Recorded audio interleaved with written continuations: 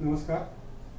आज आपल्या चपराक प्रकाशनच्या कार्यालयात नांदेडचे एक अत्यंत यशस्वी प्रकाशक माननीय दत्ताजी डांगे आलेले आहेत. इसाप प्रकाशनचे ते संचालक आहेत. त्यांची छोटीशी मुलाखत इथे घ्यायचा इरादा आहे. सर, एक पहिला प्रश्न असा आहे की एक वृद्ध ओरड आहे ती नेहमी ऐकतो, वाचन संस्कृती कमी होत चाललेली आहे. पण अशा या परिस्थितीमध्ये आपण जवळजवळ 600हून अधिक पुस्तकं प्रकाशित केलेली आहेत. तर या आपल्या वाटचालीबद्दल आणि ते यश आपल्याला मिळत गेलं त्याबद्दल आपण काय सांगू शकतो? कशा पद्धतीने आपण पुढे गेलो? पहिला तुमचा प्रश्न असा आहे की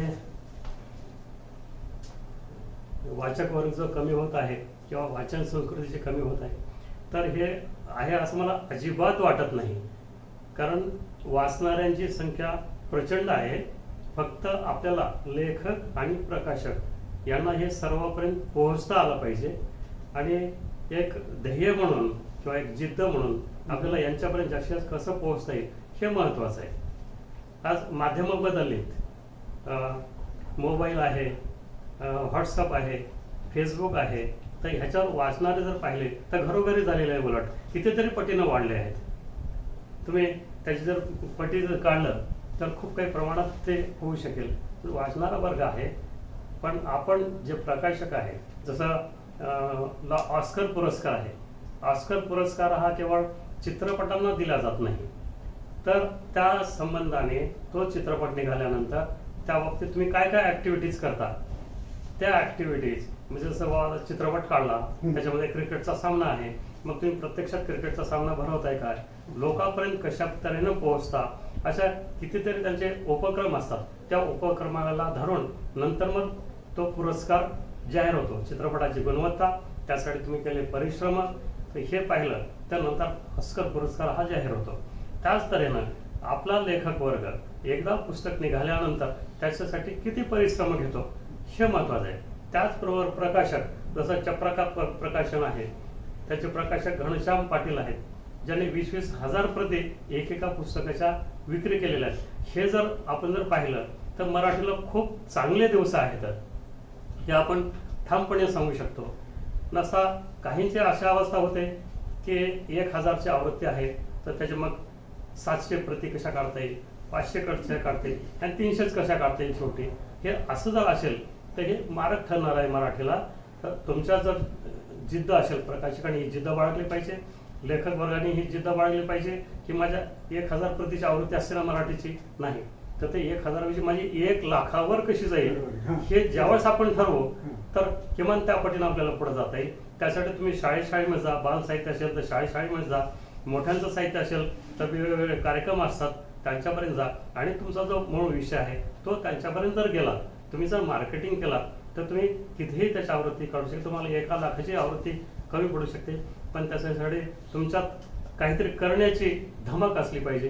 तर तुम्ही त्यांच्यापर्यंत जाऊ शकाल आणि जे रिव्हर्स आलंय त्या कमी प्रतीवर जे आलंय, उद्या ते 5 प्रती, काही प्राध्यापक मंडळी तर हे करतायत की 5 प्रतीच काढतायत, विद्यापीठात दाखल करतात, ISBN नंबर टाकतायत आणि पुस्तक प्रकाशित झाल्याचं होतं. ही अत्यंत दुर्दैवाची गोष्ट आहे की तुम्ही प्राध्यापक मंडळी जर असाल तर त्याच्या जास्तीत आवृत्ती कशा निघता येईल या तुम्ही प्रयत्न करा. विद्यार्थ्यापर्यंत जा, प्राध्यापकापर्यंत जा, तुमची मंडळी वेगवेगळ्या विद्यापीठात आहेत त्यांच्यापर्यंत तुमचं पुस्तक कसं जाईल हे पहा, चांगलं आकर्षक करा, तो विषय मांडा. तर मराठीला खूप चांगले दिवस आहेत. फक्त तुमच्यातली जे काही कमतरता आहे ते तुम्ही बाजूला केली पाहिजे.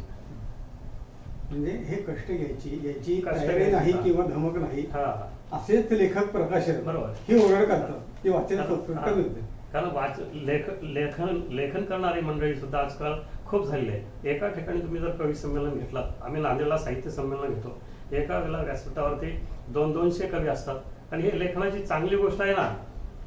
हे काही जण अशी टीका टिप्पणी करतात की कविता गवता ऐशी वाढे असे म्हणतात, तर उलट ही अत्यंत चांगली गोष्ट आहे. गवता ऐशी वाढे, गवत कोण खाते तर गाय खाते, आणि गाय जर गवत खात असेल तर दूध कोण देते, हे गायच देत असते. आणि त्या गायीच्या दुधापासून दररोजची सकाळ आपली जात नाही त्या दुधाच्या चहापासून. चहामध्ये दूध लागतं, दही करतो आपण, ताक करतो, लोणी, तूप, असे कितीतरी पदार्थ दुधाचे होतात. कशापासून होतात, गवतापासून. मग कवी जर वाढत असेल गवता आयशे तर तुम्ही त्याच सकारात्मक भूमिकेने घ्या की दुधाचं जसं होतं गाय गवत खाते, तर या साहित्यापासून जे नवोदितांचं साहित्य आहे ते तर मी म्हणतो की अत्यंत खऱ्या तऱ्हेचं साहित्य आहे ते. त्याच्यापासून तुम्हाला कितीतरी पूरक असं मिळतं. तुमचे संस्कृती, तुमचे संस्कार, तुमचं साहित्य अत्यंत समृद्ध होणार आहे. पण तुम्हाला सर्वच अनुभव येतील असं नसतं. तर या नवोदितांच्या अनुभवातून तुम्ही काय घेऊन ते जे सोनं आहे, त्या नवोदितांचं साहित्य म्हणजे एक सोनं आहे, ते या सोन्याचं तुम्ही कसे अलंकार करायचे हे बाकी मंडळी करू शकतात. म्हणून हे सारं सोनं आहे, आपण ते जपलं पाहिजे, वाढवलं पाहिजे, चांगले अलंकार केले पाहिजे असं मला एकंदरीत वाटतं. बरोबर. म्हणजे हे नवोदित येणारे साहित्यिक हे सुद्धा महाराष्ट्राच्या वेगवेगळ्या भागातून वेगवेगळ्या समाजातून येत आहेत. हो, म्हणजे कुणा विशिष्ट समाजाची ती मक्तेदारी राहिलेली नाही आता. नाही आणि त्यामुळं मराठी भाषा आणि साहित्य निश्चितपणे समृद्ध होणार आहे. अत्यंत समृद्ध होणार आहे. त्या भूमिकेतून आपण बघायला पाहिजे की हे जे साहित्य आहे सर्व समाजातून येत आहे. सर्व समाजाचे एक समाज म्हणजे किंवा जात हे आता मला तर वाटतं ते काढूच नाही की अमुक जात, अमुक धर्म, अमुक पंथ काहीही राहिलं नाही. सर्वजण एकत्र येत आहेत. आज माझ्या घरचं जरी उदाहरण दिलं तर माझ्या इथं आज 8 ते 9 मुली आहेत ज्या वेगवेगळ्या मी जातीचा उल्लेख मुद्दाम करत नाही, पण ज्या एकत्र राहतात, एकत्र जेवण करतात, एकत्र सकाळी पोलिसांचे जे परेड असते, प्रशिक्षण असतं, त्याच्यासाठी 5:30ला उठून जातात. म्हणून सर्व माणूस, सर्व तरुण तरुणी हे एक आहेत, एकत्र जेवतात. म्हणून धर्म, पंथ, जात हे मी मानत नाही. हे त्याच्या पलीकडे गेलेलं साहित्य आहे. आणि सर्वच आज मोबाईलवर जे काही साहित्य येतं तर सर्वजण वाचतात ना. तुम्ही कुठलंही पाठवा, जे चांगले गुणवान आहे, जे संस्कारक्षम आहे ते एकमेकाला पुढे पाठवत आहेत. मग तुमचे पुस्तकही अशा असले पाहिजे की एकमेकांनी पुढे एकमेकाला दिलं पाहिजे. एवढे जर चांगली तुम्ही निर्मिती केलात तर साहित्य आपोआप हे हजारो लोकांपर्यंत, लाखो लोकांपर्यंत जात आहे. तुमच्या प्रकाशन संस्थेच्या वतीने तुम्ही साहित्य संमेलन वगैरे भरवता, हो, ग्रंथ प्रदर्शन, हो. तर याला सगळा प्रतिसाद कसा मिळतो? आणि कोणकोणत्या भागात आतापर्यंत आपण केलंय? अत्यंत चांगल्या तऱ्हेनं जाहीर ठिकाणी अखिल भारतीय साहित्य संमेलन भरलं, औरंगाबादला असो, इंदोरला असो किंवा अहमदनगरला, त्या ठिकाणी मी तर जातच असतो. आणि त्यांनी साहित्य संमेलन सुद्धा मी म्हणजे प्रदर्शन त्या ठिकाणी भरवलं. विशेषतः नांदेडला राष्ट्रीय पुस्तक सप्ताह, जो फक्त सप्ताह, राष्ट्रीय पुस्तक सप्ताह केवळ नॅशनल बुक ट्रस्टतर्फे 7 दिवसांसाठी असतो. परंतु तो सप्ताह न ठेवता मी जवळपास तो 1 महिन्याचा करत असतो. 1 महिनाभरात नाही म्हणलं किमान 30 ते 40 हजार लोक त्या प्रदर्शनाला भेट देतात, पुस्तकं खरेदी करतात आनंदानं. एका वेळेला किमान 20 पुस्तकं नेणारे मी पाहिलेत. कारण अत्यंत चांगल्या तऱ्हेची एनबीडीची पुस्तक असतं, त्याच्यासोबत आमच्या प्रकाशनाची. आणि तेच नव्हे तर मी मराठी प्रकाशक परिषदेतर्फे जवळपास 20 वर्षापूर्वी एक प्रदर्शन भरलं होतं. पूर्ण महाराष्ट्रावरती योजना होती. तर त्या पुस्तकांचे 50 ते 60 प्रकाशकांची पुस्तकं मी नांदेडला प्रदर्शन भरवलं. चांगला प्रतिसाद भेटला आणि त्यांचा जो काही असेल हिशोब पूर्णतः मी त्यांना दिला. ते आनंदित झाले. म्हणजे महाराष्ट्रातले पुस्तकं सुद्धा सगळ्यांची मी नांदेडसारख्या ठिकाणी आणि नांदेडच्या ग्रामीण भागात प्रदर्शन भरवले.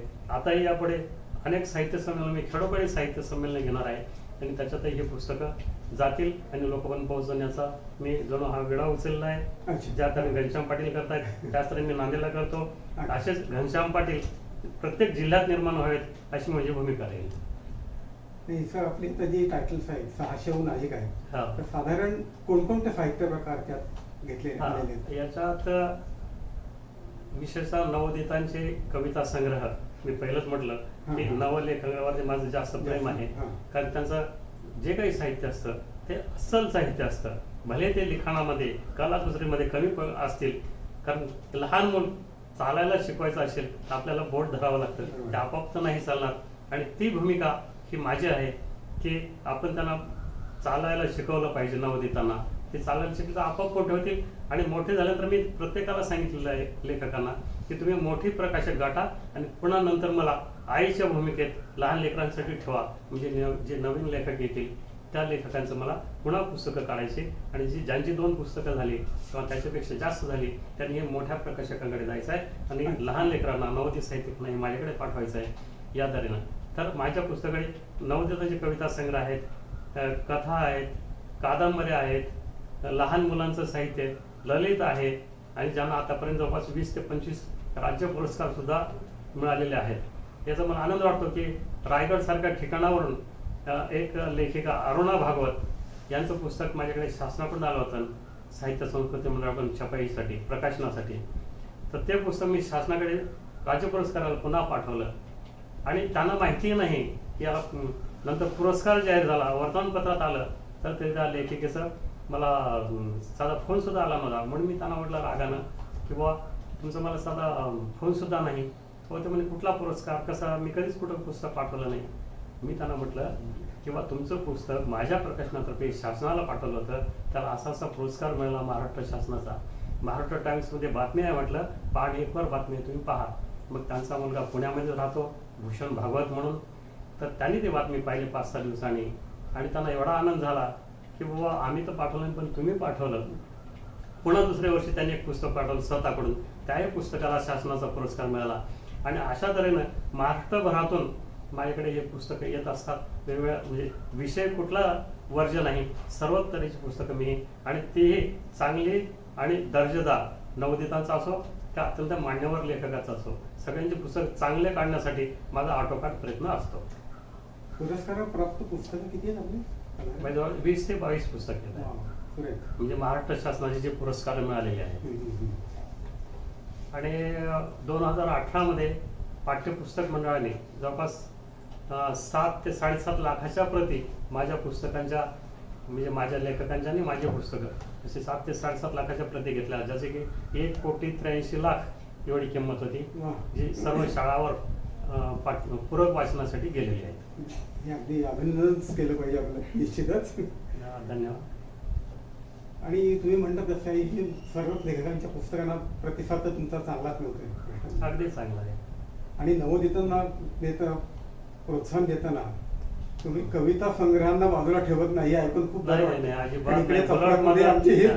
उलट माझं कवीवर जास्त प्रेम आहे, कारण त्यांचे कोणाचंही लिखाण बाजूला राहू नये हेच भूमिका आहे. आणि त्याच भूमिकेत माझ्याच प्रकाशनाकडे सर्व पुस्तकं मी घेतो असं नाही. तर मला असं वाटलं की माझ्या क्षमतेच्या बाहेर पुस्तकं आहेत, तर बाकी काही नवीन प्रकाशक सुद्धा मी निर्माण केलेत नांदेड जिल्ह्यामध्ये. त्यांना सर्व रजिस्ट्रेशन कसं करायचं, कुठे करायचं, ISBN नंबर कसा मिळवायचा आणि पुस्तक प्रकाशनासाठी ते किती खर्च येईल, ह्या सगळ्या गोष्टी, चित्रकार मिळवणं, ह्या गोष्टी सुद्धा मी केलेल्या आहेत. आणि आपण कितीही प्रकाशन संस्था असल्या, आज लेखक वर्ग खूप आहे, म्हणून कुठल्याही प्रकाशकाने एकमेकांची स्पर्धा आहे असं समजू नये, असं मला वाटतं. एकमेकांना सहकार्य करावं. आणि नवीन लिहिणारा जो लेखक आहे, घरोघरी लिहिणारे असले आणि घरातले सर्व लिहिणारे जरी असले, तर माझं म्हणणं, कारण प्रत्येकाला मन आहे, प्रत्येकाचं मनोगत व्यक्त झालं पाहिजे आणि ते पुस्तकातून आलं पाहिजे, तर आपले जे मराठी आहे ते अगदी दूरवर पोहोचेल आणि समृद्ध होईल. म्हणजे या क्षेत्रात नव्याने येणारे व्यक्ती प्रकाशक म्हणून ही आपली प्रतिस्पर्धी नाही, आपली सहकारी आहे, ही भावना जर असेल तर निश्चितपणे मराठी साहित्याला अतिशय चांगले दिवस वडिलकीची किंवा मातृत्वाची भावना जर आपल्याकडे असेल तर आपली कुठलीच स्पर्धा राहत नाही आणि आपण सर्वांनाच आपल्या याच्या प्रेमानं वाढवू शकतो आणि जास्तीत लोकांपर्यंत पुस्तकं पोहोचवू शकतो. आगामी साहित्य संमेलन हे उदगीरला आहे महाराष्ट्रामध्ये, तर त्या दृष्टीने तुमचं नियोजन कसं आहे तिथे, किंवा त्या संमेलनाकडून प्रकाशक म्हणून काही अपेक्षा आहेत? एवढीच अपेक्षा आहे की आम्ही साहित्य संमेलन घेतो, खेडोपाडी साहित्य संमेलन आम्ही घेतो, तर 5 पैशाने जेव्हा स्टॉल लावून देतो तर विक्रेत्याकडून घेत नाही, उलट ते आमची मराठीची सेवा करत असतात हे प्रकाशक वर्ग. तर त्यांच्यासाठी स्टॉल आम्ही लावून देतो. जे कोणी वाचक वर्ग येतो किंवा श्रोते वर्ग येतात खेड्यापाड्यातून, तर त्यांच्या जेवणाची व्यवस्था सुद्धा आम्ही सामान्य कार्यकर्ता असताना पुन्हा पण 5 पैसे न घेता, म्हणजे जे रसिक येतात 5 पैसे न घेता त्यांचे भोजनाची व्यवस्था आम्ही करतो. काही वेळेला तर जाण्या येण्याचा खर्च सुद्धा आम्ही आयोजक करीत असतो. तर माझ्या अखिल भारतीय प्रकाशक किंवा महामंडळाला अशी विनंती राहील की आम्ही खेडोपाडी जे संमेलन भरवतो, कुठलेही म्हणजे रसिकाकडून घेत नाही का, प्रकाशकाकडून घेत नाही का, विक्रेत्याकडून घेत नाही, उलट त्या ठिकाणचं ते वैभव आहे. आमचं पुस्तक प्रकाशनं जे आणतात, अनेक पुस्तकाचं हे आपलं वैभव आहे, हे सरस्वतीची सेवा आहे. तर त्या ठिकाणी तुम्ही 5 पैसे न घेता कितीही प्रकाशक येऊ द्या, त्यांची तुम्ही जर हे करा विनामूल्य त्या ठिकाणी जर हे करावी, सुविधा उपलब्ध करून द्यावी अशी माझी विनंती राहील या महामंडळाला. नाही, असं खरंच झालं तर तिथे येणाऱ्या पुस्तकांची संख्याही वाढेल ना. आणि वाचकांना खूप काही चांगला हे मिळेल, खूप काही चांगलं मिळेल. वेगवेगळे पर्याय मिळतील चांगल्या पुस्तकांचे. अगदी बरोबर आहे. खरं या सूचना विचार व्हायला हरकत नाही निश्चितच. नाही नाही, व्हायलाच पाहिजे असं मला वाटतं. कारण सामान्य आमच्यासारखे कार्यकर्ते त्यांना कुठलंही अनुदान नाही, कोणाचे म्हणजे स्वाभिमानानं जे आम्ही काम करतो, हा स्वाभिमान जर अखिल भारतीय सहाय्य व्यक्ती महामंडळाने जर ठेवला तर पुन्हाच पुढे तुम्हाला काही करायची गरज नाही. एवढा साहित्यिक वर्ग आहे, त्यांना तुम्ही एकमेकाशी जोडा, एकमेकाशी प्रेमाने राहा आणि त्यांना सांगा की बाबा आम्ही मानधन न देता, जसं पंढरीला आम्ही वारकरी म्हणून जातो, पर्यटनाला आम्ही आमच्या खर्चाने जातो, तर त्या तऱ्हेनं हे आपलं साहित्याची पंढरी आहे. ते या साहित्य पंढरीत हे आपलं आपण स्वतःहून जायचं आहे. कुठल्याही आयोजक आपण काही मिळवायचं असं जर नाही भूमिका ठेवली तर मला वाटतं साहित्य महामंडळाला कुठले आणि किंवा वेगवेगळ्या ठिकाणी जे साहित्य मंडळ असतील त्यांच्यासाठी फार चांगलं होईल. आणि अगदी खेडोपाडी, अगदी वाडी तांड्यावर सुद्धा हे साहित्य संमेलन होतील. साहित्य मंडळ घेईल अथवा न घेईल, परंतु नांदेड जिल्ह्यात या गुढीपाडव्यानंतर अगदी खेडोपाड्याने वाडी तांड्यावरती सुद्धा साहित्य संमेलनाची भूमिका ही मी घेतलेली आहे आणि ती लवकरच आपल्याला दिसून येईल. बरं, तर मित्रांनो, हा छोटासा संवाद पण खूप छान झाला. आदरणीय दत्ताजींनी अतिशय आश्वासक असं इथं वक्तव्य सगळं केलेलं आहे आणि त्यांचं या क्षेत्रातलं कार्य आता आपण ते ऐकलेलंच आहे. तर आज आपण इथे आलात आणि थोडासा छोटासा संवाद साधला, याबद्दल चपराक प्रकाशनच्या वतीनं मी आपले आभार मानतो. धन्यवाद.